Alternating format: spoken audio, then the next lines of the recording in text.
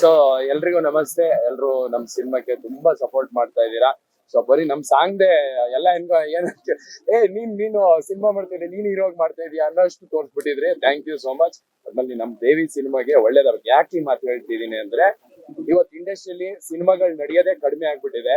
ಇದರಿಂದ ಯಾರಿಗ್ ಎಫೆಕ್ಟ್ ಆಗ್ತಾ ಇದೆಯೋ ಗೊತ್ತಿಲ್ಲ. ನಾವು ಕಲಾವಿದ್ರು, ನಮ್ಗೆ ಬೇರೆ ಸೋರ್ಸೇ ಇಲ್ಲ. ನಮ್ಗೆ ಅಕ್ಕಿ, ಬೇಳೆ, ಉಪ್ಪು, ಸ್ನಾನಕ್ ನೀರು, ಮನೆ ಬಾಡಿಗೆ ಅದೆಲ್ಲವೂ ಸಿನಿಮಾ ಇಂದಾನೇ ಸಿಗೋದು. ಸೊ ನಾನ್ ಚೇತನ್ ಸಾರಿಗೆ ಅದನ್ನೇ ಹೇಳ್ತಾ ಇದ್ದೆ. ಚೇತನ್ ಸರ್ ಒಂದು ಸರಿ ಉಳಿದ್ರೆ ಅವರು ತುಂಬಾ ಅದ್ದೂರಿಯಾಗಿ ಸಿನಿಮಾ ಮಾಡ್ತಾರೆ. ಸಿನಿಮಾನ ಪ್ಯಾಷನ್ ಆಗಿ ಮಾಡ್ತಾರೆ.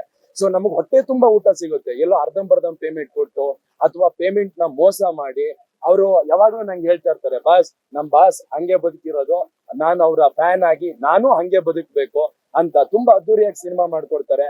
ನನ್ಗೆ ಈ ಸೆಟ್ಟಿಗೆ ಬಂದಾಗ ಈ ತಿಂಗಳು ಬಾಡಿಗೆಗೆ ಏನ್ ತೊಂದ್ರೆ ಇಲ್ಲ, ಈ ತಿಂಗಳು ಊಟಕ್ಕೆ ಏನ್ ತೊಂದ್ರೆ ಇಲ್ಲ ಅನ್ನಷ್ಟು ಕಂಫರ್ಟ್ ಝೋನು. ನಾವೆಲ್ಲರೂ ಅವ್ರನ್ನ ಗೆಲ್ಸ್ದಾಗ ಏನಾಗುತ್ತೆ, ಅವ್ರು ಹೊಸ ಕಲಾವಿದ್ರೆ ಅವರಿಗೆ ಅಥವಾ ಈಗ ಕಲಿತಾ ಇದ್ದಾರೆ, ಈ ತರ ಎಲ್ಲ ಏನು ಇಲ್ಲ. ತುಂಬಾ ಚೆನ್ನಾಗಿ ಪ್ರಾಕ್ಟೀಸ್ ಮಾಡ್ತಾರೆ, ಎಲ್ಲದ್ರಲ್ಲೂ ಡೆಡಿಕೇಶನ್ ಇದೆ. ಸೊ ನಾನ್ ಹೇಳೋದಿಷ್ಟೇ, ಚೇತನ್ ಅವ್ರು ಒಂದ್ಸರಿ ಉಳಿದ್ರೆ, ನಾವು ಉಳಿಸಿಕೊಂಡ್ರೆ ಈ ಇಂಡಸ್ಟ್ರಿಗೆ ಇನ್ನಷ್ಟು ಸಿನಿಮಾ ಮಾಡ್ತಾರೆ, ಇನ್ನಷ್ಟು ಕಲಾವಿದರಿಗೆ, ಟೆಕ್ನಿಷಿಯನ್ಸ್ಗೆ ಊಟ ಸಿಗುತ್ತೆ. ನಾವು ಉಳಿಸ್ಕೊಳ್ಳೋಣ, ಇಷ್ಟೇ ನಂದು ನಾನು ಹೇಳೋದಷ್ಟೇ. ಹಾ ಮೇಡಮ್. ಹಾ ಎಸ್ ಎಸ್ ನೋಡ್ರಿ, ನನ್ ಅದೇನೋ ಗೊತ್ತಿಲ್ಲ. ನಾವು ಅವ್ರನ್ನ ಮನ್ಸಾರೆ ಬೇರೆ ಯಾವ ಉದ್ದೇಶನೂ ಇಲ್ದೆ, ಥ್ಯಾಂಕ್ಸ್ ಅಣ್ಣ. ಸೊ ನಾವು ಬೇರೆ ಯಾವ ಉದ್ದೇಶನೂ ಇಲ್ಲದೆ ಮನ್ಸಾರೆ ಒಬ್ಬ ವ್ಯಕ್ತಿನ ಆರಾಧಿಸಕ್ಕೆ ಇದೇ ಪರ್ಟಿಕ್ಯುಲರ್ ಕಾರಣ ಅಂತ ಏನ್ ಬೇಕಾಗಿಲ್ಲ. ಅವ್ರ ಆಕ್ಟಿಂಗ್ ಇಷ್ಟ ಆಗ್ಬೋದು, ಅಥವಾ ಅವ್ರು ಬದುಕೋ ರೀತಿ ಇಷ್ಟ ಆಗ್ಬೋದು, ಅಥವಾ ಅವ್ರ ಪ್ರಾಣಿ ಪ್ರೀತಿ ಇಷ್ಟ ಆಗ್ಬೋದು. ನಮ್ಗೆ ನಾನ್ ಸತ್ಯ ಹೇಳ್ತೀನಿ, ನನಗೆ ದರ್ಶನ್ ಸರ್ ಅವರ ಪ್ರಾಣಿ ಪ್ರೀತಿ, ಅವ್ರ ಫಾರ್ಮ್ ಹೌಸ್, ಅವ್ರು ನೋಡ್ಕೊಳ್ಳೋ ರೀತಿ, ಅವರು ಈ ಕರೋನಾದಲ್ಲೇ ಸೊ ನೀವೆಲ್ಲರೂ ಇದ್ ಮಾಡಿ ಪ್ರಾಣಿನ ದತ್ತು, ಈ ಮ್ಯಾಟರ್ ಎಲ್ಲ ನಂಗೆ ಸಖತ್ ಇಷ್ಟ. ನಾನು ಅಷ್ಟೇ, ನಾನು ಅದೇ ತರ ಬದುಕು. ನನಗೆ ಅದಕ್ಕೆ ನಾವು ಅವ್ರನ್ನ ಆರಾಧಿಸ್ತೀವಲ್ಲ ಮೇಡಮ್. ಸೊ ನಮ್ಗೆ ಈಗ ನೋಡಿ, ಡೆವಿಲ್ ಅಲ್ಲಿ ಅವ್ರನ್ನ ಆರಾಧಿಸೋಕ್ ಟೈಮ್ ಸಿಕ್ತು. ಅದಾದ್ರ ಮೇಲೆ ಕಲಾಸಿ ಪಾಳ್ಯ ರಿಲೀಸ್ ಮಾಡಿದ್ವಿ. ಅದಾದ್ರ ಮೇಲೆ ಇವತ್ತು ಸಿನಿಮಾ ಶೂಟಿಂಗ್ ನೆಪದಲ್ಲಿ ಮತ್ತೆ ಒಂದ್ಸತಿ ಆರಾಧಿಸೋಕ್ ಟೈಮ್ ಸಿಕ್ಕಿದೆ.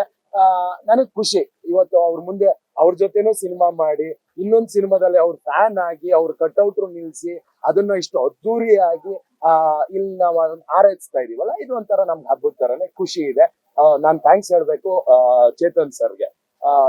ಅಂದ್ರೆ ಇದು ಸಿನಿಮಾದೊಳಗೆ ಸಿನಿಮಾ ನೋಡಕ್ ಬಂದಾಗ ಒಂದ್ ಫೈಟ್ ನೋಡಿಯೋ ಸೀನು, ಅದ್ರಲ್ಲಿ ನಾವೆಲ್ಲರೂ ಅವ್ರ ಫ್ಯಾನ್ ಅಲ್ವಾ, ನಮ್ ಬಾಸ್ತೆ ಫೋಟೋ ಇರ್ಲಿ, ನಮ್ ಬಾಸ್ತೆ ಕಟ್ಔಟ್ ಇರ್ಲಿ, ಅಲ್ಲೇ ಮಾಡೋಣ, ಚೆನ್ನಾಗಿರುತ್ತೆ ಅಂತ ಎಲ್ರಿಗೂ ಇಷ್ಟ ಆಗುತ್ತೆ.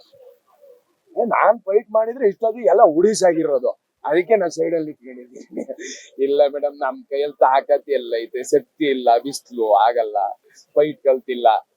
ನೋಡೋಣ ನೆಕ್ಸ್ಟ್ ಮೇಲೆ ಫೈಟ್ ಮಾಡ್ತಾನೆ.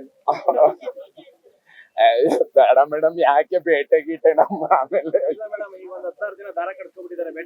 ಏನಿಲ್ಲ. ಆಂಜನೇಯ ಸ್ವಾಮಿ ಕ್ಯಾರೆಟ್ ಬರೀ ಮೂಲಂಗಿ, ಕ್ಯಾರೆಟು, ಹಸಿ ಸೊಪ್ಪು, ಬದ್ನೆಕಾಯಿ, ತರಕಾರಿ, ಆಲೂಗಡ್ಡೆ, ನುಗ್ಗೆಕಾಯಿ ಇಷ್ಟೇ ತಿಂದು ತಿಂದು ಸೊರ್ಗೋಗ್ಬಿಟ್ಟಿದೀವಿ. ಎಂತ ಅಯ್ಯೋ, ಸೋಸಿಯಲ್ ಮೀಡಿಯಾದಲ್ಲಿ ಹಾಕಿದ್ದು 15 ದಿನದ ಹಿಂದೆ ಮುಂಚೆ ಮಾಡಿರೋದು. ಅಯ್ಯೋ, ಅದ್ರಲ್ಲಿ ವೆಜ್ಜು ಹಾಕ್ತಿವಿ ನಾವು. ಸೊ ಥ್ಯಾಂಕ್ ಯು, ನಿಮ್ಮೆಲ್ಲರೂ ಸಪೋರ್ಟ್ ಇರ್ಲಿ ನಮ್ಗಷ್ಟೇ. ನಾವು ನಮ್ಮ ಅನ್ನ ಇಲ್ಲೇ ಇರೋದು, ಬೇರೆ ಕಡೆ ನಾವು ಹೋಗಕ್ಕೂ ಆಗಲ್ಲ. ಅನ್ನ ಹಾಕೋರ್ನ ನಾವು ಉಳಿಸ್ಕೊಡೋಣ, ಇಷ್ಟೇ.